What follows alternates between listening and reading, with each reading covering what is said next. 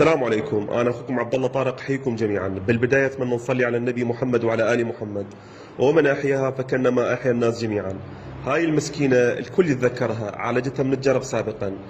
وكنت رايح لمحمية القطط بالليل وأسمع صوت صراخ خلف المحمية، وكانت هاي الكلبة والدة والجو مطر، أنقذتهم وسويت مكان للكلبة وصغارها. سبحان الله، 3 مرات غرق المكان بالمياه بالكامل، لكن الله كتب لهم عمر حتى يعيشون. وهنا نشفتهم من المياه ودفيتهم وفضل الله عاشوا. أحبتي الكرام، وهنا المفاجأة الأجمل. بعد فترة من الحب والاهتمام وإطعامهم، الكلاب الصغيرة أصبحت الآن كبيرة. شوفوا هذا الجمال، هاي الحيوانات تستحق تعيش، وهاي بيئتها من مئات السنين. ارحموا ترحموا.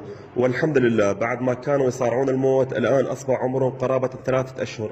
أتمنى عدم التعرض لهم وعدم ضربهم أمثالكم وإطعامهم لوجه الله. والله يرى كل أعمالنا، وبالأخير الأجر عظيم عند رب.